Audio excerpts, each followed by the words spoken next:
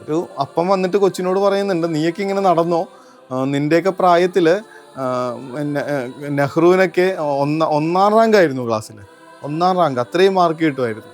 കൊച്ചപ്പം തന്നെ തിരിച്ചപ്പനോട് പറയുന്നുണ്ട്, അപ്പൻ്റെ പ്രായത്തിൽ നെഹ്റു ഇന്ത്യയുടെ പ്രധാനമന്ത്രിയായിരുന്നു. ചിരിക്കാനായിട്ടുള്ള കാര്യം എന്നതിനേക്കാൾ ചിന്തിക്കാനുള്ള കാര്യമാണത്. കർത്താവ് പറയും, നിൻ്റെ കണ്ണിൽ തടിക്കഷ്ണം ഇരിക്കുമ്പോൾ നീ എങ്ങനാണ് അവൻ്റെ കണ്ണിലെ കരടെടുത്ത് കളയാൻ പോകുന്നത്?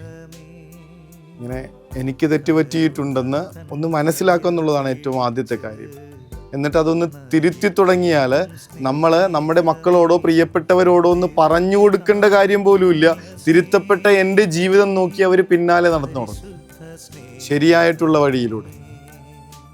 മറ്റൊരാളെ തിരുത്താനായിട്ടുള്ള ഏറ്റവും നല്ല വഴി സ്വന്തം ജീവിതം തിരുത്തി നേരെയാക്കുക എന്നുള്ളതാണെന്ന് വചനം ഓർമ്മപ്പെടുത്തുമ്പോൾ, ഇത്രയും കാലം കൊണ്ട് എത്ര പേരെ നമ്മൾ ആവശ്യമില്ലാതെ വിധിച്ചു കഴിഞ്ഞു എന്നുള്ള സങ്കടത്തോടു കൂടെ വേണം ഈ നിമിഷമായിരിക്കാനായി. ഞാനും നിന്നെ വിധിക്കുന്നില്ല എന്ന് പറഞ്ഞ ആ തമ്പുരാന്റെ തിരുമുൻപിലേക്ക് ആ സമയത്ത് ആലോചിച്ച് നോക്കണം.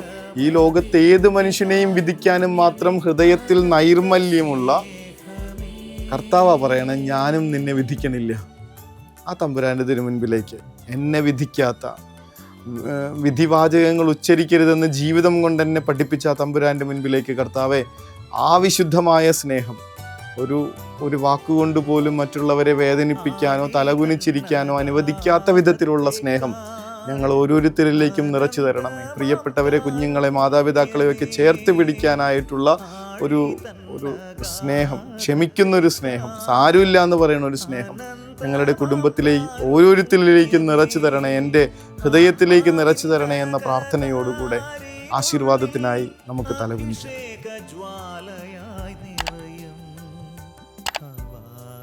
സ്നേഹം